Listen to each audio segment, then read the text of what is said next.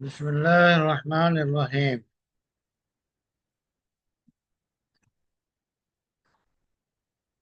تغير الأحكام بتغير العرف.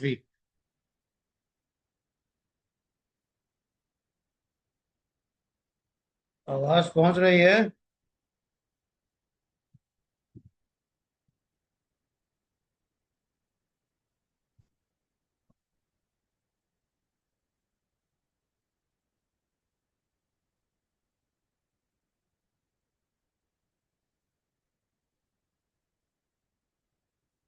جی حضرات، آواز پہنچ رہی ہے؟ جی مجھے صاحب پہنچ جی رہی ہے آواز۔ عنوان قائم کیا ہے؟ آواز آ رہی ہے۔ عرف کی تبدیلی سے احکام بدلتے ہیں۔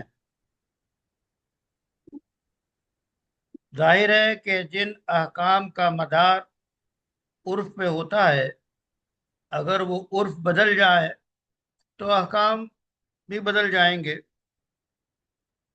کہتے ہیں علم ان کثیر من الاحکام التي نص عليه المجتهد صاحب المذهب بناء على ما كان في عرفه وزمانه قد تغيرت بتغير الأزمان بسبب فساد أهل الزمان أو عموم الضرورة، كما قدمناه من إفتاء المتأخرين بجواز الاستئجار على تعليم القرآن وعدم الاكتفاء بظاهر العدالة، مع أن ذلك مخالف لما نص عليه أبو حنيفة رحمه الله۔ کہتے ہیں دیکھیے،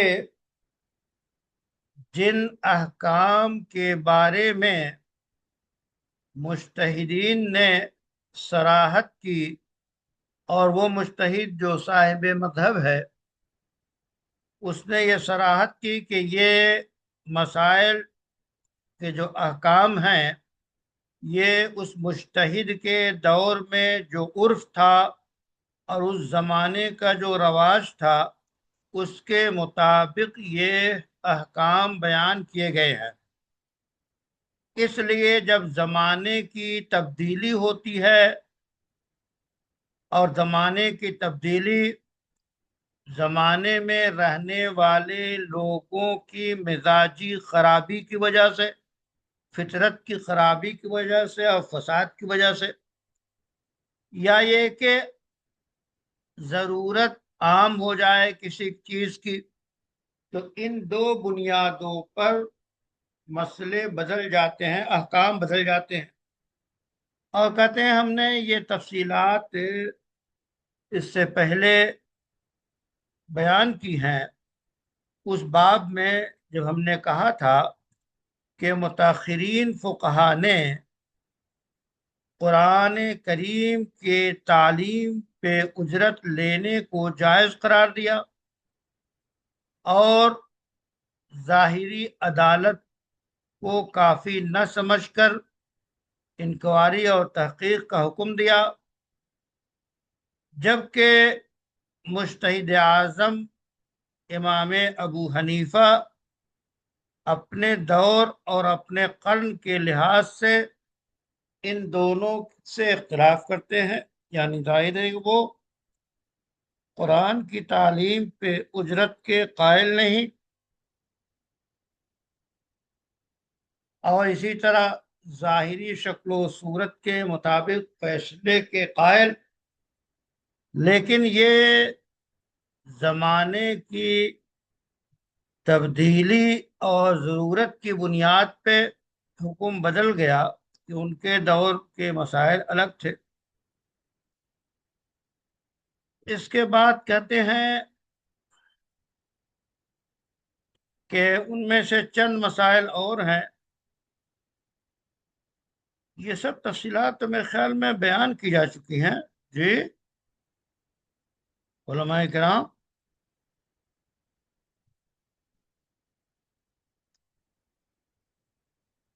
یہ صفحات پڑھ چکے ہیں آپ حضرات؟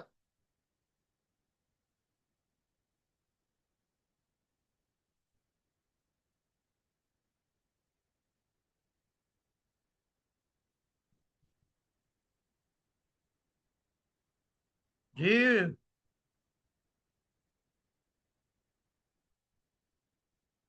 یہ صفحات پڑھ چکے ہیں آپ حضرات؟ آواز پہنچ رہی ہے؟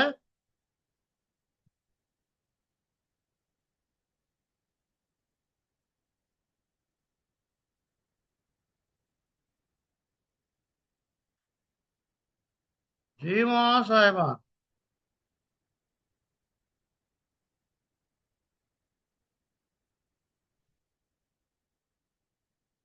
ابرار صاحب،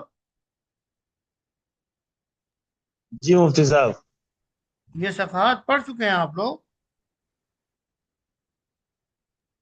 دیکھ رہا ہوں مفتی صاحب کی مطلب جی. دیکھ رہا ہوں. اچھا. اور بتائیں کوئی صاحب، یہ سب پڑھ چکے ہیں آپ لوگ؟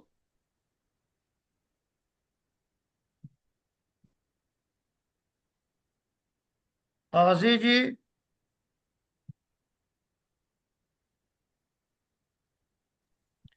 جی مفتی صاحب السلام علیکم ورحمۃ اللہ. وعلیکم السلام. یہ صفحات پڑھ چکے ہیں آپ لوگ؟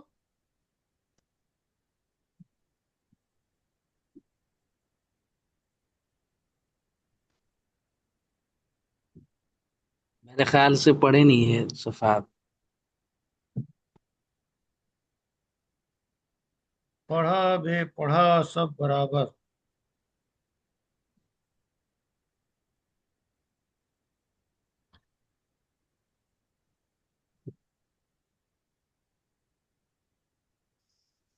بہرحال زمانے کی تبدیلی کی بنیاد پہ مسائل کی تبدیلی، یعنی ضرورت کی بنیاد پہ یا زمانے کی فساد کی بنیاد پہ احکام بدلے ہیں، اور اس کی دو مثالیں انہوں نے یہاں پہلے دیں. اس کے بعد پھر تفصیلات مزید بیان کر رہے ہیں کہ ومن ذلك تحقق الإكراه من غير السلطان مع مخالفته لقول الإمام بناء على ما كان في عصره أن غير السلطان لا يمكنه الإكراه، ثم كثر الفساد فصار يتحقق الإكراه من غيره، فقال محمد باعتباره وأفتى به المتأخرون. کریں ان مسائل میں سے، ان احکام میں سے جو زمانے کے بدلنے سے بدل جاتے ہیں، ایک مسئلہ یہ بھی ہے کہ دیکھیے کچھ مسائل اختیاری ہوتے ہیں اور کچھ مسائل اجباری ہوتے ہیں. یعنی کسی کو کوئی مجبور کرے کسی کام پہ، اور اس کی جبر کی وجہ سے کوئی بات کہے تو یہ اکراہ ہوا. تو کرے یہ اکراہ کو ہم کب مانیں کہ اکراہ ہے یا نہیں؟ مکرہ جس کو مجبور کیا گیا اس کو مکرہ ہم کب مانیں؟ کہتے ہیں کہ سیدنا امام ابو حنیفہ رحمۃ اللہ علیہ فرماتے تھے، ارے بھائی کسی کو اگر کوئی مجبور کر سکتا ہے تو وہ حد سے حد بادشاہ ہے. بادشاہ کے نام پہ جو بھی اس وقت کا ہو، تو بادشاہ ہی کسی کو مجبور کر سکتا ہے، ظلمن جبرن کسی طرح مجبور کر کے کوئی بات کہلا لے، کوئی اقرار کروا لے. تو یہ حق نہیں، بلکہ اس چیز کا صدور اور اقرار کو جو مانا جائے گا وہ یہ کہ جب براہ راست بادشاہ کی طرف سے ہو تو اسی کو اقرار مانتے ہیں امام صاحب. لیکن جب زمانہ بدلا تو بادشاہ کیا، بادشاہ کا چپراسی بھی لوگوں کو مجبور کرنے لگا. اور زمانے کے فساد کہاں تک پہنچا آپ جانتے ہیں کہ چند اوباش جمع ہو جاتے ہیں اور ان کی طرف سے اقرار اور اجبار پایا جاتا ہے. ایک چپراسی کی طرف سے اجبار، ایک جو ہے ہوم گارڈ کی طرف سے جو ہے اقرار پایا جاتا ہے. تو جو حالات ہیں، اب ایسے حالات میں یہ کہنا کہ جسے صرف بادشاہ یا اقتدار اعلیٰ جسے مجبور کرے اسی کو مجبور مانیں گے تو اس میں مشکلات پیدا ہو جائے گی.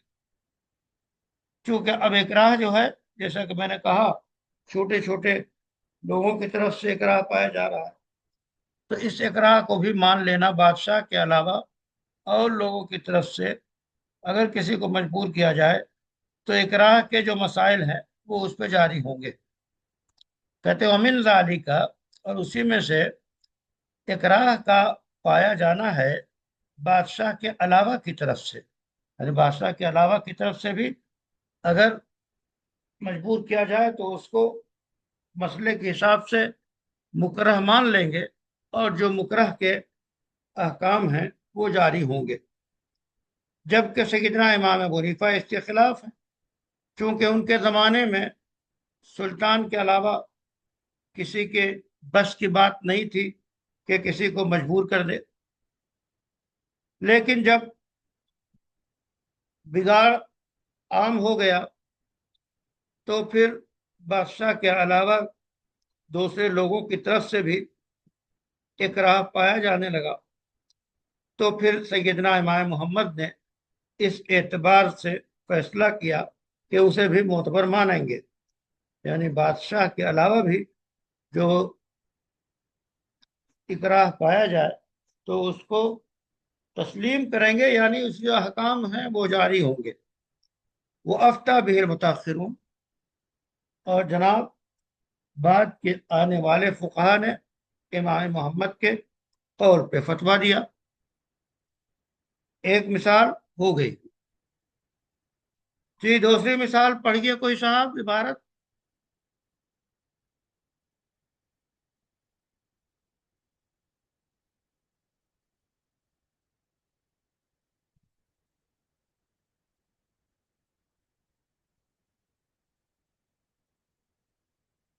بسم اللہ الرحمن الرحیم۔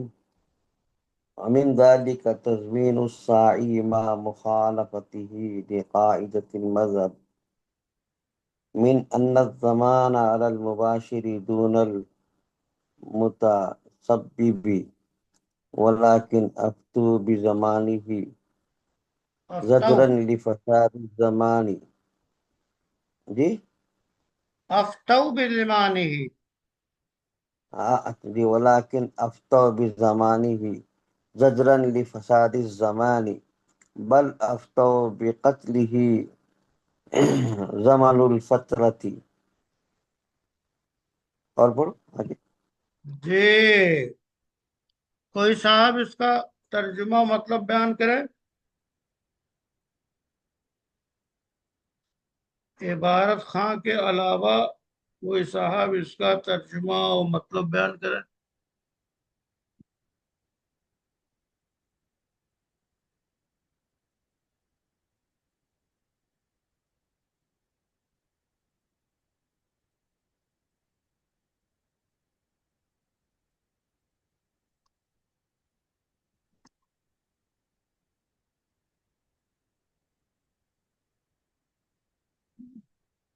مسئلہ کیا ہے؟ مسئلہ یہ ہے کہ کسی جرم کو کوئی براہ راست انجام دے، مثلا قتل ہے، کسی نے براہ راست قتل کر دیا تو اصل قاتل وہی کہلائے گا جس نے اپنے ہاتھوں سے قتل کیا۔ اب اگر اس قاتل کا کوئی معاون ہو، کوئی ذریعہ بنے، تو اس کا کیا مسئلہ ہے؟ تو کہتے ہیں کہ اس میں اصل مذہب حنفی تو یہ ہے کہ جو اصل مباشر ہے، یعنی براہ راست جرم انجام دینے والا ہے، وہی ذمہ دار ہوگا قتل کا، اسی کو سزا ملے گی، سزا کی جو صورت ہو، اور بقیہ جو اس کا کوئی معاون ہے یا سبب بنا ہے وہ اس میں شریک نہیں ہوگا اس سزا میں۔ لیکن زمانے کی تبدیلی کی بنیاد پر اب فتویٰ کیا دیا گیا، وہ یہ ہے کہ ایسی صورت میں جو لوگ معاون بنے فساد مچانے میں، قتل و غارت گری میں، چوری میں، یا جو جرائم ہیں، ان جرائم پیشہ افراد کے لیے بھی جو براہ راست تو جرم نہیں کرتے بلکہ ان کے معاون بنتے ہیں، اسکیم اور پلاننگ وہ کرتے ہیں اور سیٹنگ کرتے ہیں، اور کرائم کی دنیا میں جو کچھ ہوتا ہے وہ اس سے دنیا واقف ہے۔ تو کرائم کو روکنے کے لیے نیچے سے اوپر تک جتنے شرکا ہیں ان سب کو جب سزا دی جائے گی تبھی فساد دور ہوگا اور صلاح اور معاشرے میں امن آئے گا۔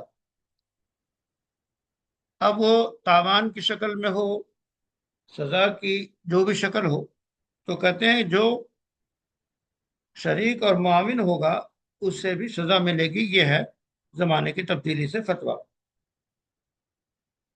کہتے ہیں ومن ذالک، اسی میں سے تضمین الساعی، یعنی جو کوشاں رہے فتنہ پروری میں، قتل میں، چوری میں، کرائم میں، تو اس کو بھی ضامن قرار دیا جائے گا۔ حالانکہ جو اصل مذہب حنفی کا اصول ہے وہ اس کے برخلاف ہے، اور وہ کیا ہے؟ وہ یہ ہے کہ ضمان جو ہے، تاوان جو آتا ہے، وہ براہ راست جرم کے انجام دینے والے پہ ہوتا ہے، المباشر، جس نے براہ راست جرم انجام دیا، دون المتسبب، جو ذریعہ بنا ہو اسے مجرم اصل نہیں قرار دیتے۔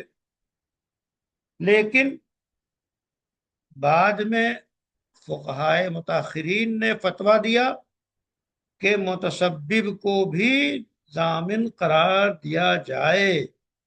وجہ زجرن، بطور تنبیہ کے، لفساد الزمان، اور وجہ کیا ہے؟ اس واسطے کے حالات بدل چکے۔ بلکہ کہتے ہیں کہ فتنے کے زمانے میں جو لوگ قتل و غارت گری مچاتے رہے ہیں اور جاسوسی کرتے رہے ہیں اور مختلف بڑی بڑی ایجنسیوں کا ساتھ دیتے رہے ہیں، تو ان کو افساد کی بنیاد پہ قتل تک کیا جائے کا فتویٰ موجود ہے۔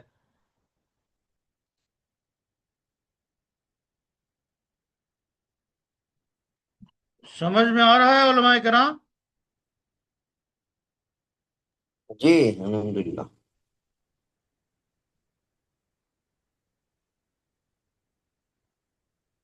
ومن تضمین الاجیر المشترکی، ایک تو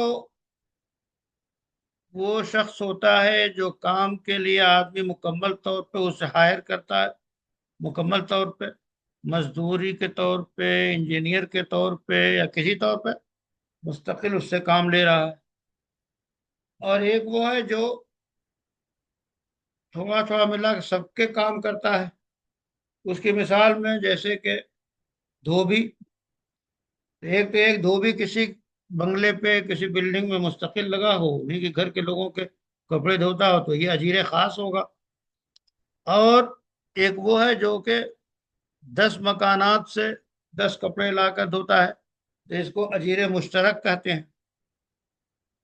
کہتے ہیں اجیر مشترک کا اصل مسئلہ کیا ہے؟ اصل مسئلہ یہ ہے کہ اگر وہ کپڑے لے کے گیا دھوبی اور وہ کپڑے جل گئے یا گم ہو گئے، تو اس لیے کہ یہ کپڑے اس کے پاس بطور امانت کے ہیں، اس واسطے اس کے اوپر کوئی تاوان نہیں ہے، کوئی جرمانہ نہیں ہے۔ ٹھیک ہے بھائی، قسمت میں نہیں تھے، نہیں پہنیں گے۔ یہ اصل مذہب کے حساب سے فتویٰ ہے۔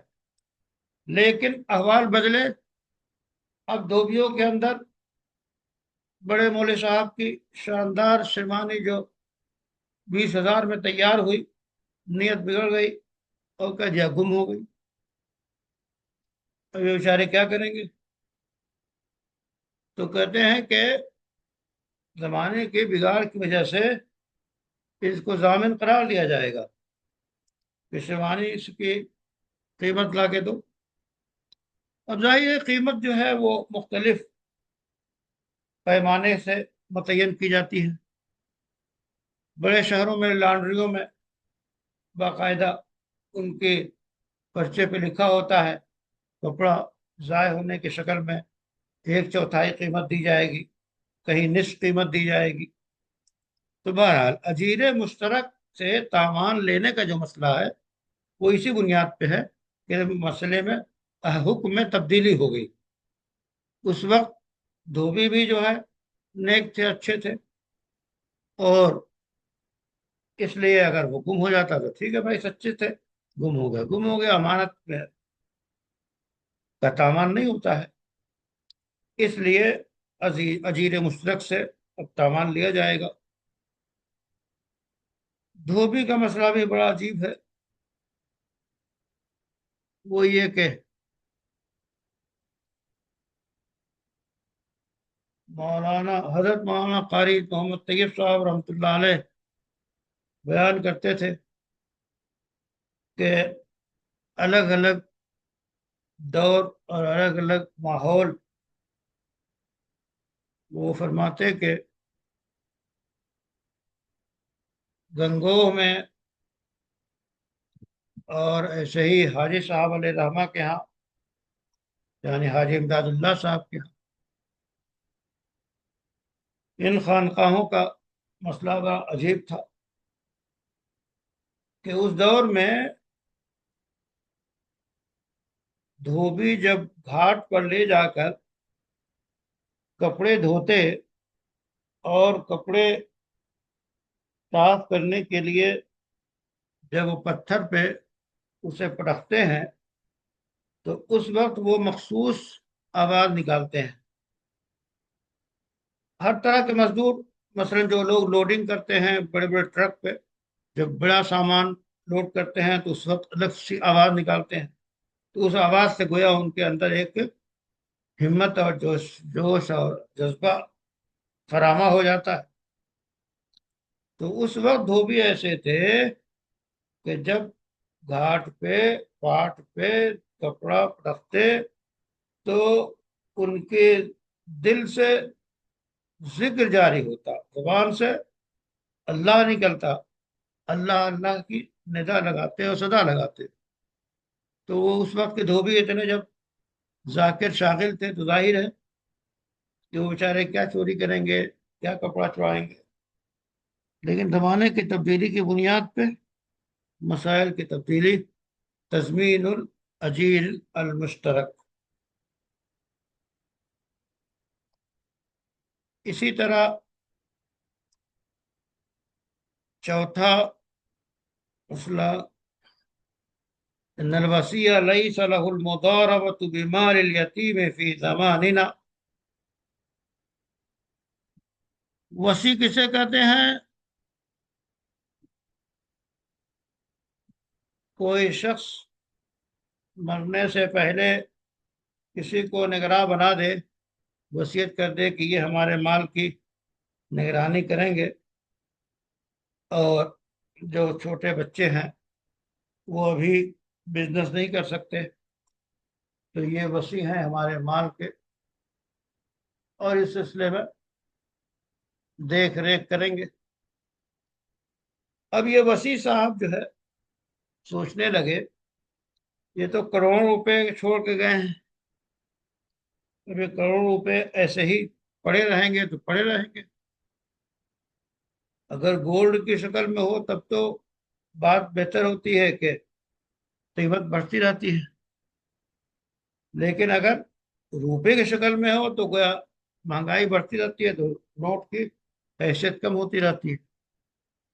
बहरहाल अब करोड़ों रुपए की जायदाद और चीजें देखकर अब इन्होंने सोचा ऐसा है कि इस माल से अगर मैं कुछ बिजनेसमैन दोस्तों से मिलकर तिजारत कर लूं, और जो तिजारत में नफा होगा वो इन यतीमों का, जिनके जिम्मे मेरी निगरानी है, इनका माल बढ़ता रहेगा, इनका माल जो है रुक नहीं जाएगा, जो है जाम नहीं होगा, बल्कि दूरतन बैन अन्नास, लोगों के दरमियान वो तिजारत में चक्कर करता रहेगा। तो ऐसा है कि मुजारबत के तौर पे या इस तरह के मुख्तलिफ जो तरीके हैं उसमें हम गोया फंड वो लगा दें, इन्वेस्ट कर दें। तो कह रहे हैं कि ये इजाजत पहले तो थी हासिल, کہ ٹھیک ہے مال میں اضافہ کیا جائے، لیکن اب نہیں ہے، اس لیے کہ اس زمانے کا مسئلہ بڑا، زمانے کے لوگ بدل گئے ہیں، نیتیں خراب ہو گئی ہیں، اب یہ پیسے لگا دے گا، پیسے ڈوب جائیں گے، اور ڈوبنے میں مختلف صورتیں ہو سکتی ہیں کہ خود ہی بیچارے کہہ دیں کہ بہت نقصان ہو گیا، گھاٹا ہو گیا، اس لیے مضاربت کی اجازت نہیں دی جائے گی یتیم کے مال کو لے کر، فی زمانے نہ ہمارے دور میں۔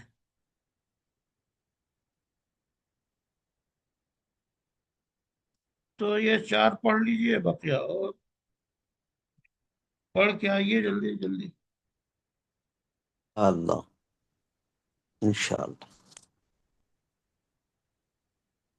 یحییٰ خان صاحب، منی پور، امپھال۔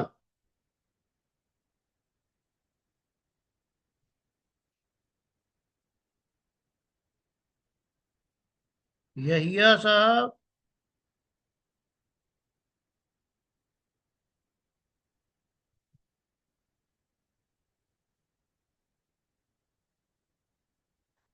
محمد طیب،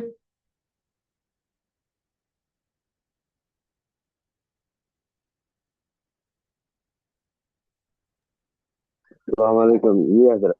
وعلیکم السلام۔ آپ امپھال سے تشریف لائے ہیں؟ میں منی پور سے۔ منی پور ہی کے آس پاس امپھال بھی ہے؟ ہاں منی پور کا capital Imphal. Imphal university, Imphal university چل رہی ہے؟ ہاں جی۔ اچھا،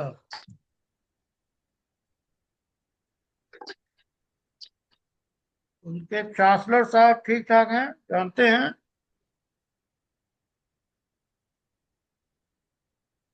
کون مفتی ہے؟